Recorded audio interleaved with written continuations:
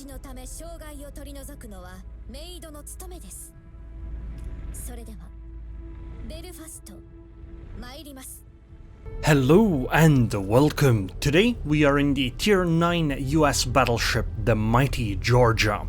We're playing a ranked qualifier on the map Sea of Fortune. So, here's my plan. Usually what happens on this map is that you end up with a stalemate on the A and B caps, because there are two ships, one side sits here and the other side sits right there. This stalemate, especially with a single destroyer, means that the fighting will happen over on the C cap, and whoever ends up controlling that gets an advantage. So my plan is to push like this, really early on, so that the enemy doesn't get into position to cause a stalemate at A. Now, the reason I can do this with a Georgia is because the Georgia is a really fast battleship. Because you don't always know what you're gonna face up against, the Georgia can at least disengage with her 40 knot speed. So I really wanted to take a shot, but the target disappeared. This is a CV match, and that's actually not a bad thing, because I'll have more warning on how the enemy is positioned, because if it turns out that all the enemies are going exactly where I'm going, then obviously I would abort this plan. And the other point is that CVs aren't quite as scary as the heavy battleships. A CV might hit for a decent amount of damage, but turning in front of a battleship is way scarier than a CV is going to be in the short term. Obviously in the long term it's different, but it's the short term that matters. As you can see, our Alaska is getting into that position that I mentioned, and it seems the enemy Alaska is getting into the opposite position, leading to the stalemate that I mentioned. And the reason why Alaskas want to do this is because they get to cover A and B caps with it, because they're inside one another, and all the area around it, which makes destroyers also less likely to play around here. I'm actually expecting that the enemy destroyer is heading for the D cap, and I'm kind of surprised that or C cap, and I'm kind of surprised that the Kitakaze didn't do that. Okay, I'm surface spotted. This is bad, because it means the enemy destroyer is in front of me. Something has to be in front of me, and we can see 1, 2, 3, 4, 5, 6 enemy ships. It's a 7 versus 7, so it has to be the destroyer. And there is the Yugumo. That's bad, because now I have to worry about being torped, so I'm gonna speed boost right now. This will make my speed and movement different from what the Yugumo expected, and therefore I should be able to at least avoid the torpedoes that are coming. Unless she obviously predicted them, but that would also mean if I had kept my course, they would have all missed. And I think it actually did make the Alaska hesitate, because she isn't going forward at full speed, and it makes sense, because if she had, she'd be running straight into me. And yep, we avoided the torpedoes, so time on clock, 16:45. Next Yugumo salvo is about 90 seconds from now, so we should expect them at around 15:15. Before that, I should be completely safe from torpedoes, and I can just freely engage this Alaska because it's only the Yugumo and Alaska over here. There might be a battleship that supports them eventually, but we should still be able to deal significant amounts of damage to this Alaska before that. And meanwhile, our Alaska should be able to enter the A cap and take the cap. Because Yugumo and Alaska are gonna be locked down here. Yugumo is actually even opening fire. Wow. Now imagine if she had actually gone to the C cap. She would have been able to take it, and the situation wouldn't be nearly as bad for the enemy as it is right now. So the other reason why I stay right here in my current position is that if you look over to the C cap, you can see where the North Carolina and Drake are.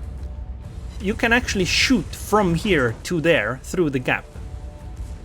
Anyway, I seem to be pushing, but I'm not planning to. I'm gonna start turning away right now, because Yugumo torpedoes will arrive in roughly 15 seconds, and I'd like to not get hit by them. And so it would be better if I'm positioned in a way where I'm actually sailing away from them rather than sailing closer. The other thing is that there's absolutely no reason for me to push too far here, because it's unlikely I'm gonna be able to easily finish off the Alaska, and I would be simply overextending. I'd be taken out by the enemy battleships that would turn to engage me, and it wouldn't be worth it. Besides, I can shoot over the islands right here, this gap that I mentioned, and shoot at the Georgia and North Carolina. Now, I am gonna basically stop right here. This does make me vulnerable to Yugumo torpedoes, which I'm surprised we haven't seen yet. you would have expected them earlier, but I guess I was doing a maneuver that made her maybe hesitate on how I was gonna move. For some reason she's actually opening fire. I don't understand that one, but it's kind of whatever. We're just hoping for better shots on the Drake, but honestly, it's kind of difficult to land these shots, because it might end up being that you just fall short a little bit, and that's actually worse than dealing some damage every salvo. Because eventually she's gonna go down from those. 3 overpens, well, we get one more shot like that and she's gone. Kaga is engaging us, but it's of no consequence. And my secondaries are actually engaging the Alaska. Now my build isn't really secondary focused, but I do get the secondary ranges, so that it actually keeps firing all the time. And the rest, it's kind of whatever, it's just like a pressure tool that keeps the Alaska off. Oh, come on! I hit 2 shells, but one of them hit the torp belt? Damn, that Drake should be gone. But again, we hold the A-cap and the enemy is in no position to take it. Now, it has been a bit worrying that we haven't seen Yugumo torpedoes or Yugumo for a while, so she might have repositioned to torpedo me, but again, I'm in a very good position for that. At most I take 2 torpedoes, 1 torp from each set, so I think it'll be alright. Oh, and the Soyuz is pushing. Okay, I'm gonna be caught out broadside here. I'm gonna turn in while reversing, but honestly I should have probably just gone forward. I'm just taking the risk that the Soyuz isn't gonna punish me for this, and I mean, looking at where her guns are pointed, she isn't, but still. It was a risky move. I should have just gone forward and turned away to angle. But, it's whatever. I mean, I think we're in a very good spot right now. Oh, and our Pommern is actually taking the C-cap. Even better. This is really good. And Kronstadt is pushing too. Wait, did Soyuz actually fire on the Alaska? Huh, that's even better for me.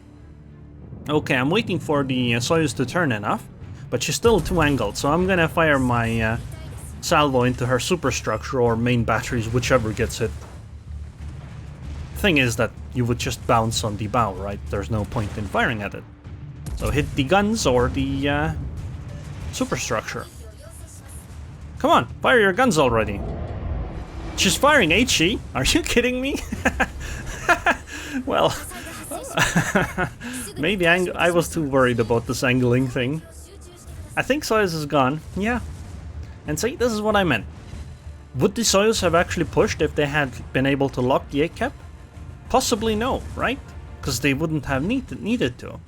In fact, maybe they could have done something to drive our Alaska out, and that would have, you know, made the enemy get the cap, but with the way things are, nope, things are looking really good. Yugumo is in the cap, but it doesn't really matter because we have an Alaska there with radar, right? So this is why the destroyers didn't head for the cap at the start. Oh, and they actually did lose the Alaska too. Wait, the game's actually over. Yeah, it's already GG. This is completely over. Wait, I did 118,000 damage in this game? What? What? Okay. I guess one side effect of being in that position was that I just got to deal a lot of damage. Oh, and this actually was my last match in the qualifiers. It took me 6 matches to get out of qualifiers. I'd say that this ranked season actually went really well for me. It was enjoyable. So, 118k damage, 152 secondary hits. This obviously put me at number 1, 1913 base XP. And wow, we didn't actually lose a single ship. I guess we would have won this game regardless. I don't know if I should compliment the implacable, implacable, unplaceable, unplayable.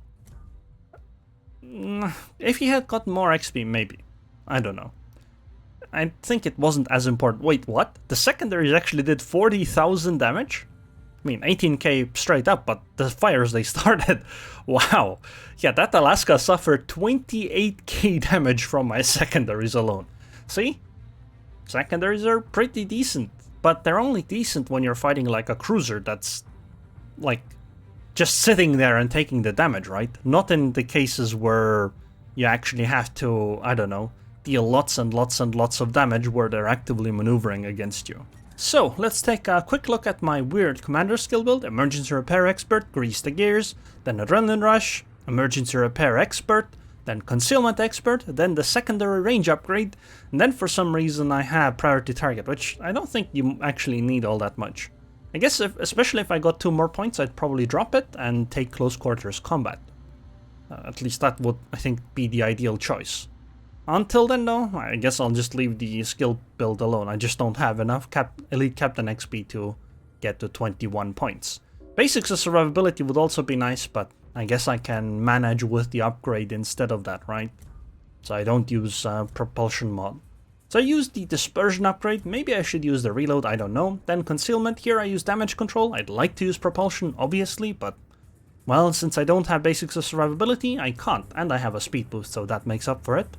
Then secondary range, engine boost, and last I use auxiliary armaments modification 1 instead of the main one, mostly because I don't think my guns are knocked out that often, and I do actually have useful secondaries, as we saw.